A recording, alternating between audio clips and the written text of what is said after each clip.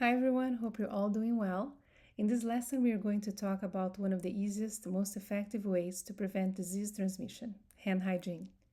The term hand hygiene includes both hand washing with either plain soap or antimicrobial soap and use of alcohol-based hand rubs that do not require the use of water. According to CDC, proper hand hygiene is essential for healthcare professionals.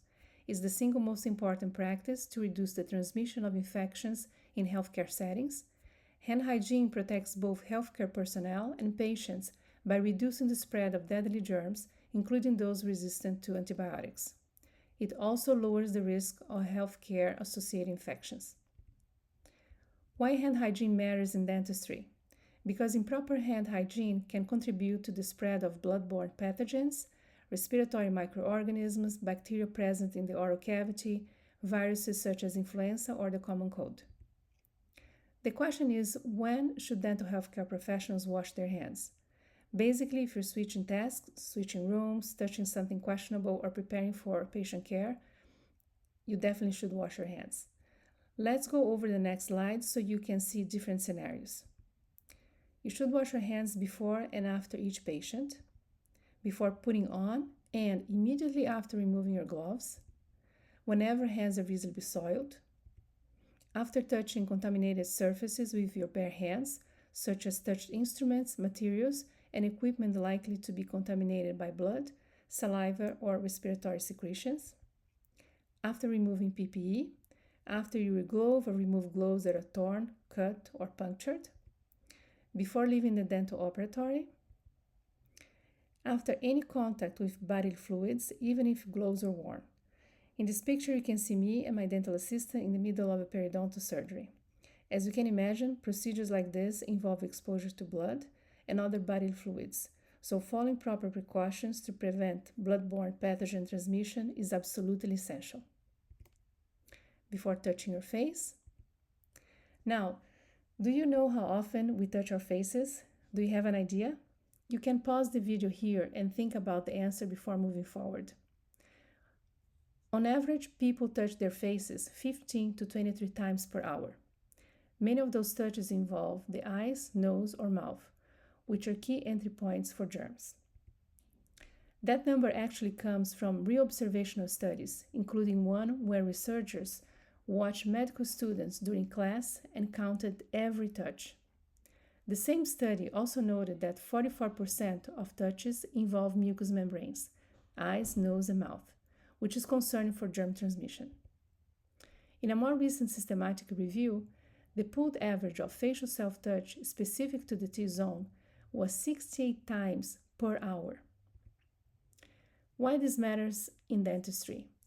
Because the T-zone is the exact area where microorganisms, including viruses and bacteria, can enter your body. And definitely wash your hands before eating and after using the restroom. Now that we understand the importance of hand hygiene, let's go over the proper technique. First things first, before you wash your hands, make sure to take off any jewelry or your wristwatch. Then open the faucet and get your hands wet. Make sure to get enough soap, and you want to lather your hands and your wrists with the soap and make sure all hand surfaces are covered. Scrub all surfaces of your hands. Ideally, this whole process should take at least 20 seconds. An easy way to get your 20 seconds in is by humming or singing Happy Birthday twice. You want to start with the palm of your hands, rubbing them together by using a circular motion. Then we'll move to the back of your hands. Rub the palm over the back of the other hand with interlaced fingers and do that for both hands. Next, scrubbing between your fingers.